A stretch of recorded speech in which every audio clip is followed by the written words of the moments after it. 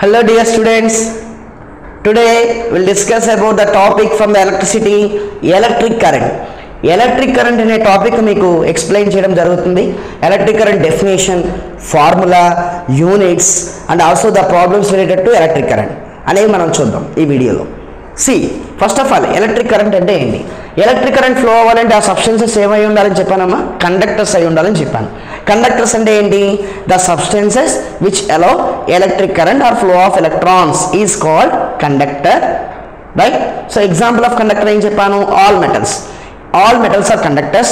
Metals are the conductors. Why? Because they having free electrons. They easily move from one place to another place. That's why we'll say conductor as a metal. Metal is a conductor. Okay now. So here electric current. Electric current formula నుంచి definition frame చేస్తాను చూడండి. I is equal to basic formula ఏంటంటే Q by T. I is equal to Q by T. ఓకేనా? మీకు ఇక్కడ ఒక చిన్న logic చెప్తాను చూడండి. అంటే మీకు డెఫినేషన్ ఫ్రేమ్ చేసుకోవడం చాలా ఈజీ అవుతుంది. ఫార్ములా నుంచి డెఫినేషన్ ఎలా ఫ్రేమ్ చేసుకోవాలో చెప్తాను. డినామినేటర్లో టైం ఉన్నప్పుడు ఎప్పుడూ కూడా మనము రేట్ ఆఫ్ అని చెప్పి స్టార్ట్ చేయాలి. నాట్ ఓన్లీ ఫర్ కరెంట్, ఏ ఫార్ములాకైనా డినామినేటర్లో టైం ఉంది అంటే కనుక డెఫినేషన్ అనేది రేట్ ఆఫ్ అని చెప్పి స్టార్ట్ చేయాలి. ఇక్కడ చూడండి, క్యూ అనేది ఎలక్ట్రిక్ ఛార్జ్. క్యూ అంటే ఏంటమ్మా? Electric charge. మరి టీ అంటే ఏంటి? T is a time. T అంటే ఏంటమ్మా? టైం. సో డెఫినేషన్ ఎలా ఫ్రేమ్ చేయాలి? డినామినేటర్లో టైం వచ్చినప్పుడు will start the definition as rate of flow of charge. Rate of flow of charge is called electric current. Rate of flow of charge is called electric current. I equal to Q by T. Consider a conductor. In this conductor, number of electrons are moving from A to B. We have the different cross sections in this conductor. Like wire having cylindrical shape. Cylindrical shape లో ఒక cross section తీసుకున్నాను. What is mean by area of cross section? Area అంటే ఏంటి? Area of cross section అంటే ఏంటి? Suppose నేను ఇలా wire తీసుకున్నాను. This is a wire. ఇక్కడ ఈ వైర్ యొక్క షేప్ అంటే ఏం చెప్పాలి మీరు? సిలిండ్రికల్ షేప్ అని చెప్పాలి. ఎందుకు చెప్పాలి? ఈ యొక్క వైర్కి హైట్ ఉంది, అది లెంగ్త్ ఉంది, అలాగే డయామీటర్ ఉంది. So we can call this is a cylindrical shape అని చెప్పాలి. ఇప్పుడు నేను ఇక్కడ వైర్ని పీసెస్గా కట్ చేశాను. ఇలా కట్ చేసుకుంటూ వెళ్ళిపోయాను. అప్పుడు మనకి ఏమొస్తుంది? సర్కిల్స్ వస్తాయి, అవునా కదా? ఈచ్ పార్ట్ అనేది సర్క్యులర్ షేప్లో వస్తుంది. వైర్కి ఉండే ఏరియా క్రాస్ సెక్షన్ అనేది సర్క్యులర్ షేప్గా తీసుకోవాలి. వైర్ ఏరియా అనేది సిలిండ్రికల్ షేప్గా తీసుకోవాలి. చాలా జాగ్రత్తగా చూడాలి. ప్రాబ్లంలో ఏరియా క్రాస్ సెక్షన్ అన్నాడా, ఏరియా అన్నాడా? ఓకేనా? I think you understood this about, you can understand about area and area cross section. Now చూడండి, ఇప్పుడు కరెంట్ అంటే ఏంటమ్మా? The rate of flow of charge, electric charge. అంటే ఇక్కడ ఎలక్ట్రాన్స్ అవ్వచ్చు, ప్రోటాన్స్ అవ్వచ్చు. With respect to time change అవుతుంటే కనుక అక్కడ మనం ఎలక్ట్రిక్ కరెంట్ ఫ్లో అయిందని చెప్తాం. ఇక్కడ ఏరియా క్రాస్ సెక్షన్ అనేది ఏగా తీసుకున్నాను. సపోజ్ ఇది P, ఇది Q. Electrons are moving from P to Q. ఓకేనా? So P to Q in a time టీలో ట్రావెల్ చేసాయి కాబట్టి అక్కడ ఏం ఫ్లో అయినట్టు? ఎలక్ట్రిక్ కరెంట్ అనేది ఫ్లో అవుతున్నట్టు చెప్తాం. అలాగే సపోజ్ టైం కూడా ఇక్కడ సపోజ్ ఏ దగ్గర స్టార్ట్ అయింది? Pకి వచ్చింది, P నుంచి Qకి వెళ్ళింది, Q నుంచి Bకి వెళ్ళింది. అంటే T ఈక్వల్ టు 0 నుంచి T equal to 1 second, T equal to 2 seconds, T equal to 3 seconds. ఇలా డిఫరెంట్ టైం ఇంటర్వెల్లో డిఫరెంట్ ఫ్లో ఆఫ్ చార్జెస్ అనేవి జరిగింది. డిఫరెంట్ ఫ్లో ఆఫ్ ఎలక్ట్రాన్స్ అనేవి మూవ్ అయ్యాయి. అప్పుడు మీరు కరెంట్ ఎలా ఫైండ్ అవుట్ చేస్తారంటే యావరేజ్ కరెంట్ అంటాం. Average current is nothing but delta Q by delta T. When you are getting the different time intervals to flow the charge, so in that case to find the average current we can apply the formula delta Q by delta T, nothing but Q2 minus Q1 by T2 minus T1. Suppose if you want to measure instantaneous current, అంటే ఒక particular టైంలో మీకు current కావాలి. when the charge is flowing, అంటే suppose T equal 2 seconds దగ్గర ఒక particular time దగ్గర నేను కరెంట్ ఫైండ్ అవుట్ చేయాలనుకుంటున్నాను. సపోజ్ మనకి వెలాసిటీలో చెప్తాం, ఇన్స్టాంటేనియస్ వెలాసిటీ, ఇన్స్టాంటేనియస్ స్పీడ్ అంటాం. ఒక వెహికల్ అనేది ఫాస్ట్గా రోడ్డు మీద వెళ్ళిపోతూ ఉంటాం. నాకు హైవేలో నేను ఎంత స్పీడ్లో వెళ్ళానో కావాలి. అంటే హైవేలో నేను వెళ్తున్నాను, అప్పుడు స్పీడోమీటర్ రీడింగ్ మారుతుంది. నేను 70 km/hతో వెళ్తున్నాను హైవే మీద. ఆ 70 km/h అనేది ఏంటి? Instantaneous velocity or instantaneous speed. అంటే ఒక పర్టికులర్ టైంలో మెజర్ చేసే స్పీడ్ని ఇన్స్టాంటేనియస్ స్పీడ్ అంటాం. అలాగే అంటే T ఈక్వల్ టు 2 సెకండ్స్ దగ్గర ఎన్ని ఎలక్ట్రాన్స్ ఫ్లో అయ్యాయి, how many electrons are moving through a cross section, that is nothing but instantaneous current. అర్థమవుతుందా? ఒక పర్టికులర్ టైంలో ఎన్ని ఎలక్ట్రాన్స్ ఫ్లో అవుతున్నాయి ఒక ప్లేస్ నుంచి ఇంకో ప్లేస్కి త్రూ క్రాస్ సెక్షన్ అనేది ఏమవుతుందంటే ఇన్స్టాంటేనియస్ కరెంట్ అవుతుంది. ఇన్స్టాంటేనియస్ కరెంట్ ఫార్ములా ఏంటంటే మనకి dq/dt. dq/dt కన్ఫ్యూజ్ అవ్వదు. ఒక్కోసారి క్యాపిటల్ క్యూ రాస్తున్నాను, ఒక్కోసారి స్మాల్ క్యూ రాస్తున్నాను. ఛార్జ్ అనేది క్యాపిటల్ క్యూ గానే రాయొచ్చు, స్మాల్ క్యూ గానే రాయొచ్చు, no problem. Okay, for ever purpose నేను క్యాపిటల్ క్యూ రాస్తున్నాను. dq/dt అంటే ఏంటి? ఇక్కడ డిఫరెన్షియేషన్ చేయాలి. ఒక ఎగ్జాంపుల్ చూద్దాం.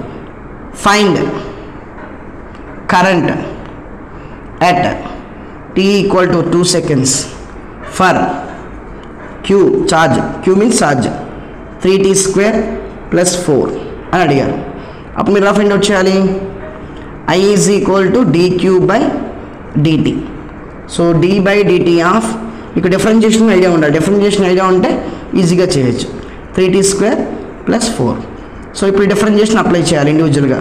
3 × d/dt of constant out side రాయాలి. d/dt of t² plus d/dt of constant ఏంటి ఇక్కడ 4. సో 3 × d/dt ఆఫ్ t² అంటే d/dx of x power n, n × x power n - 1. ఆ ఫార్ములా అప్లై చేస్తే ఏమొస్తుంది? 2t వస్తుంది. అలాగే d/dt of constant, differentiation of constant value 0. So ఈ got 60 as dq/dt. But what they asking current at t = 2 seconds అన్నారు. అంటే ఇప్పుడు current value ఎంత వచ్చింది? 60 కదా. సో 6 × t ప్లస్ ఎంత రాయాలి? 2 రాయాలి. So we got 12 ampere. Current units ampere అనమాట. యూనిట్స్ కూడా చెప్తాను, డోంట్ వరీ. సో హియర్ ఇలా ఫైండ్ అవుట్ చేస్తాం ఇన్స్టంటేనియస్ కరెంట్. యావరేజ్ కరెంట్ అంటే మళ్ళీ డిఫరెంట్. అంటే అదేం చేయాలి అంటే suppose find current from t = 1 second to 3 seconds for charge q = 2t² - 1 అన్నారు. అప్పుడు మీరు ఏం చేయాలి? ఇక్కడ యావరేజ్ కరెంట్ ఫైండ్ అవుట్ చేయాలి. I యావరేజ్ అంటాం. ఎందుకు? టైం ఇంటర్వల్స్ డిఫరెంట్గా ఇచ్చారు. 1 second నుంచి 3 seconds ఇలా డిఫరెంట్ టైం ఇంటర్వల్స్ ఇచ్చినప్పుడు we can apply the formula ΔQ/ΔT. అంటే ఏంటి? Q2 - Q1/T2 - T1. Q2 అంటే ఏంటి? Second time interval 3 seconds substitution చేయాలి t ప్లేస్లో. 2 × 3² - 1 మైనస్ Q1 అంటే ఎంతమ్మా? Q1 అంటే t ప్లస్లో 1 second రాయాలి. t × 1² - 1 by T2 - T1 3 - 1. 3 - 1. So 2 × 3² 9, 9 2s are 18. 18 - 1 minus 1 square 1, 1 × 2 2, 2 - 1 by 3 - 1 2. So 17 - 1 by 2. So 16/2. We got 8 coulomb per second or ampere. ఇక్కడ units కూడా చెప్పేస్తున్నాను చూడండి. యూనిట్స్ ఏమవుతాయి కరెంట్కి? I = q/t ఫార్ములా చెప్పాను, బేసిక్ ఫార్ములా. సో ఛార్జ్కి యూనిట్స్ ఏంటి? కూలుంబ్ బై టైంకి యూనిట్స్ ఏంటి? Second. Coulomb per second or ampere. Scientist name ఇది. Ampere is also current units. అలాగే 1 ampere is equal to 1 coulomb per సెకండ్గా చెప్తాం. ఎలా డిఫైన్ చేయాలి? 1 ఆంపియర్ డెఫినేషన్ అంటే ఏం చేయాలి? 1 coulomb of charge flowing in 1 second in a conductor is called 1 ampere. 1 ampere అంటే ఏంటమ్మా? 1 coulomb of charge flowing in a 1 second in a conductor is called 1 ampere. So current definition formula చెప్పాను, అలాగే units చెప్పాను, average current అంటే చెప్పాను, instantaneous current అంటే చెప్పాను. అలాగే ఇక్కడ మీకు కన్వెన్షనల్ కరెంటు, ఎలక్ట్రానిక్ కరెంట్ అని కూడా చెప్పాను. కన్వెన్షనల్ కరెంట్ అంటే ఏంటంటే the current which will flow in the opposite direction of electrons. Electrons flow అయ్యే డైరెక్షన్కి ఆపోజిట్గా ఫ్లో అయ్యే కరెంట్ ఏమంటామంటే కన్వెన్షనల్ కరెంట్ అంటాం. Conventional current nothing but the current which will flow opposite to the flow of electrons is called conventional current. మరి electronic current అంటే ఏంటి? electronic current the current will flow in the direction of flow of electrons. ఓకేనా? Conventional current అంటే flow of electrons డైరెక్షన్కి ఆపోజిట్గా flow అయ్యే current. ఇప్పుడు electrons ఇలా వెళ్తున్నాయి, కరెంట్ ఏమో ఇలా వెళ్తుంది, ఇలా ఎజ్యూమ్ చేసుకుంటాం, అంటే ఆపోజిట్గా ఎజ్యూమ్ చేసుకుంటాం. Left to right electrons flow అవుతుంది అనుకోండి, రైట్ టు లెఫ్ట్ అనేది ఏమవుతుందంటే కన్వెన్షనల్ కరెంట్ డైరెక్షన్ అవుతుంది. మరి ఎలక్ట్రానిక్ కరెంట్ అంటే ఏంటి? ఎలక్ట్రానిక్ కరెంట్ అనేది ఎలక్ట్రానిక్ డైరెక్షన్లో ఉంటుంది. Left to right electronic move అవుతున్నాయి అనుకోండి, ఎలక్ట్రానిక్ కరెంట్ కూడా లెఫ్ట్ టు రైటే మూవ్ అవుతుంది అన్నమాట. ఓకేనా? ఎందుకు అలా డిఫైన్ చేశారంటే ఓల్డెన్ డేస్లో ఫ్లో ఆఫ్ ఎలక్ట్రాన్స్ కన్నా ముందు కరెంట్ డిఫరెన్షియల్ చెప్పేశారు, కరెంట్ డైరెక్షన్ చెప్పేశారు అనమాట. వాళ్ళు ఏమనుకున్నారంటే వాటర్ ఎలాగైతే ఎత్తు నుంచి పల్లానికి ఫ్లో అవుతుందో, అంటే హై లెవెల్ నుంచి లో లెవెల్కి ఫ్లో అవుతుందో, కరెంటు కూడా హయ్యర్ పొటెన్షియల్ నుంచి లోయర్ పొటెన్షియల్కి ఫ్లో అవుతుంది, ప్లస్ నుంచి మైనస్కి వస్తుంది అని చెప్పి మన ఓల్డెన్ డేస్లో సైంటిస్టులు అలా అజ్యూమ్ చేసుకునేవారు. కొన్ని డేస్ తర్వాత ఛార్జెస్ గురించి, ఎలక్ట్రాన్స్ గురించి, ప్రోటాన్స్ గురించి బాగా స్టడీ చేసిన తర్వాత వాళ్ళకి ఏమర్థమైందంటే ఎలక్ట్రాన్స్ వెళ్తున్న డైరెక్షన్లోనే కరెంట్ ఫ్లో అవుతుంది తప్ప ఆపోజిట్లో ఫ్లో అవ్వట్లేదని తెలుసుకున్నారు. బట్ అప్పటికే చాలా ఇన్వెన్షన్ చేశారు కాబట్టి ఓల్డ్ సైంటిస్టులకి కొంత రెస్పెక్ట్ ఇవ్వడం కోసం వాళ్ళు ఏం చేశారంటే ఆ కరెంట్ని కన్వెన్షనల్ కరెంట్ కానీ తీసుకోవడం మొదలుపెట్టారు. Conventional current always flows from higher potential to lower potential. So this is about current topic. Numerical problems చేద్దాం ఎలక్ట్రిక్ కరెంట్ మీద. సో ఎలక్ట్రిక్ కరెంటు ఈ ప్రాబ్లమ్స్ చేసే ముందు ఒకసారి ఫార్ములాస్ మీకు ఎక్స్ప్లెయిన్ చేస్తాను. సో ఫార్ములాస్ రాసిన తర్వాత ప్రాబ్లమ్స్ చేద్దాం. రెడీగా ఉన్నారా? Are you ready? యా, చూడండి. Before knowing the electric current formula, charge formula ఏంటమ్మా? Q is equal to n e, plus or minus తీసేస్తే కనుక ఎన్ఈగా రాద్దాం, magnitude value. Charge of electron value ఎంతమ్మా? 1.6 × 10⁻⁻19 కూలుమ్. ఇది గుర్తుపెట్టుకోవాలి మీరు. నెక్స్ట్ బేసిక్ ఛార్జ్ ఫార్ములా ఏంటి? I is equal to Q/T. So from the first formula Q ప్లేస్లో ఏం రాయొచ్చు మనము?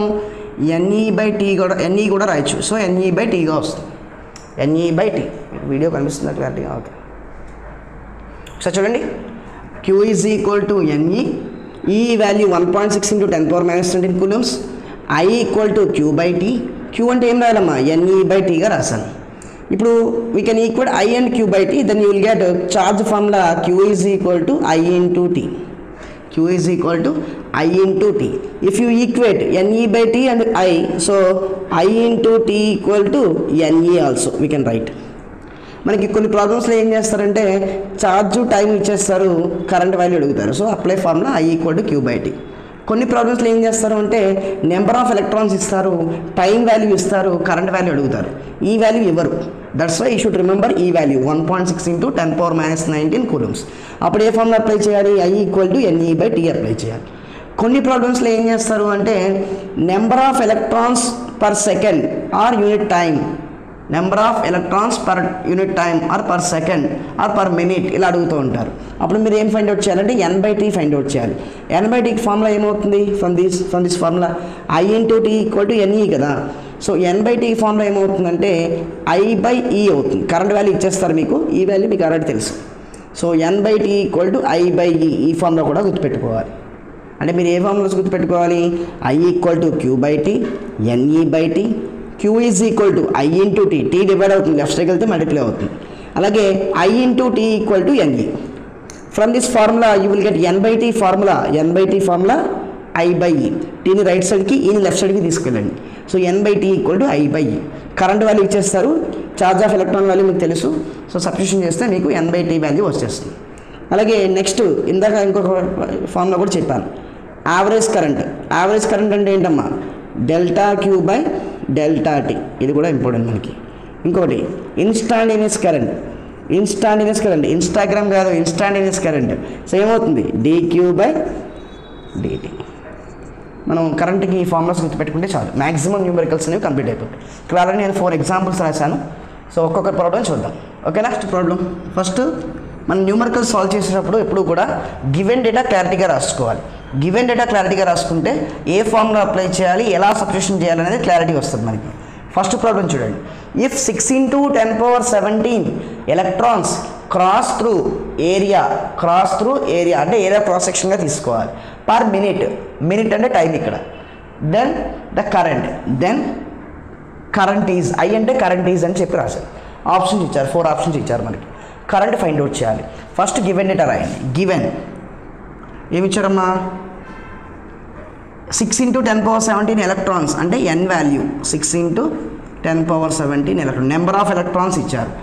Cross through area per minute అంటే టైం వాల్యూ ఎంత ఇచ్చారమ్మా? పర్ మినిట్ అంటే 1 మినిట్గా తీసుకోవాలి. 1 మినిట్ అంటే ఎన్ని సెకండ్స్? సెకండ్లోకి మార్చాలి మనం, కూలుంబ్ పర్ సెకండ్ కదా units. So that's why 1 minute అంటే 60 సెకండ్స్గా మార్చుకున్నాం. నెక్స్ట్ ఏమి ఇచ్చారు? ఏమి ఇవ్వలేదు, కరెంట్ ఫైండ్ అవుట్ చేయాలి. మరి ఐకి ఎన్కి టీకి రిలేషన్ ఫార్ములా ఇందాక చెప్పాను ఆల్రెడీ. సో అంటే మనకి ఫార్ములా ఏమవుతుంది, I is equal to Q by T. Again క్యూని ఎలా రాయాలమ్మా, ఎన్ఈ బై టీగా రాసుకోవాలి. అంటే ఏ ఫార్ములా యూస్ చేయాలి, n e by T formula use చేయాలి. మరి ఇక్కడ ఛార్జ్ ఆఫ్ ఎలక్ట్రాన్ వాల్యూ ఎంత, వాడు ఇచ్చినా ఇవ్వకపోయినా మీరు రాసుకోవాలి. 1.6 × 10⁻−19 కూలమ్స్. సబ్స్టిట్యూషన్ చేయండి, వచ్చేస్తుంది ఆన్సర్. చేస్తారా ఎవరన్నా? చేసిన కామెంట్ బాక్స్లో చెప్పండి. చూడండి చేస్తున్నారా, కామెంట్ బాక్స్లో చెప్పాలి.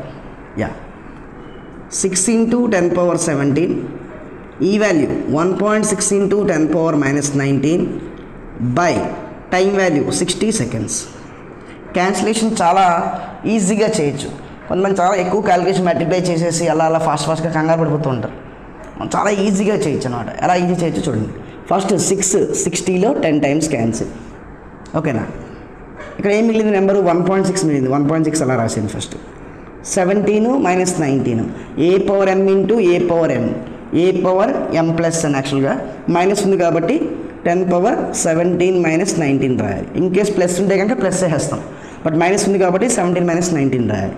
బై ఇక్కడ ఏం మిగిలిందమ్మా, 10 మిగిలింది. సో 1.6 × 10⁻17 - 19 అంటే -2 బై 10 వీ హ్యావ్. బై 10 న్యూమరేటర్కి వెళ్తే ఏమవుతుందమ్మా, 10⁻−3 అవుతుంది. 1/10 అంటే 10⁻−1, -1 -1 -2 -3 అవుతుంది, అంటే యాంపియర్. మరి ఇచ్చిన ఆప్షన్లో 1.6 × 10⁻−3 యాంపియర్ ఉందా, లేదు. అంటే ఇక్కడ చూడండి 10⁻−3ని ఎలా రాయొచ్చు మనము, మిల్లీగా రాయొచ్చు, మిల్లీ యాంపియర్. 10⁻−3 అంటే మిల్లీ యాంపియర్, 10⁻−6 అంటే మైక్రో యాంపియర్, 10⁻−9 అంటే నానో యాంపియర్. గుర్తుపెట్టుకోవాలి, 10⁻−9 nano, 10⁻−6 micro symbol mu, nano అని పెడతాం. 10⁻−3 మిల్లీ, సింబల్ ఏంటమ్మా, M. So final answer milli ampere, option B. Next second problem చూడండి. When 900 coulomb of charge passes through a wire in 10 minutes, then current. ఈజీయే కదా. Charge ఇచ్చారు, Q is equal to 900 coulomb, conversion ఏం చేయక్కర్లేదు. Time ఇచ్చారు 10 minutes. 10 minutes అంటే సెకండ్లోకి ఎలా మారుస్తాము, 10 × 60 seconds చేయాలి. 1 మినిట్ అంటే 60 సెకండ్స్ కదా, 10 మినిట్స్ అంటే 10 × 60 చేయాలి. So 600 seconds. అయితే ఏం ఫైండ్ అవుట్ చేయాలి మీరు, కరెంట్ ఫైండ్ అవుట్ చేయాలి. I equal to Q by T apply చేయాలి. Q తెలుసు, T తెలుసు, Q by T. So 900/600, 0 0 0 0 cancel, 9/6, 3 2s are 3 3s are 3/2 అంటే ఎంత మా డెసిమల్ పాయింట్లో 1.5 యూనిట్స్ ఎంత, యాంపియర్. 1.5 which option, C. ఇది బి.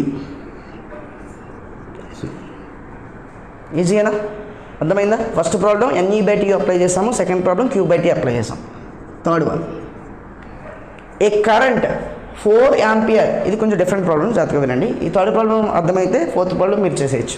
ఫోర్త్ ప్రాబ్లం మీకు హోంవర్క్ ఇస్తున్నాను, ఎవరైనా ట్రై చేసి నా కామెంట్ బాక్స్లో ఆన్సర్ చెప్పండి. A current 4 amperes flows through a wire, number of electrons which will pass through a given point in each second. Number of electrons which will pass through a given point in each second is అని అడిగారు. అంటే ఏమడిగారు, first given అడిగారు, రాద్దాం. Given ఏమి ఇచ్చారమ్మా, current ఇచ్చారు 4 ampere. ఇక్కడ ఏమడుగుతున్నారు, number of electrons which will pass through a each second అంటే n/t అడుగుతున్నారు. ఈచ్ సెకండ్ అంటే టైం కదా. So n/t equal to question mark అనమాట, n/t క్వశ్చన్ మార్క్. మరి n/t కావాలి, I తెలుసు. మరి ఫార్ములా చెప్పాను కదా ఇందాక, n/t is equal to I/E అని ఒక ఫార్ములా చెప్పాను. ఫార్ములా చూడండి ఒకసారి ముందుకు వెళ్ళి. సో I వాల్యూ ఎంత, 4. ఈ వాల్యూ ఎంత, 1.6 × 10⁻−19. మీకు తెలుసు ఆల్రెడీ. ఈ వాల్యూ ఇచ్చినా ఇవ్వకపోయినా రాసుకోండి. 1.6 × 10⁻−19 కూలుంబ్. యూనిట్స్ కూడా ఇంపార్టెంట్ ఇక్కడ.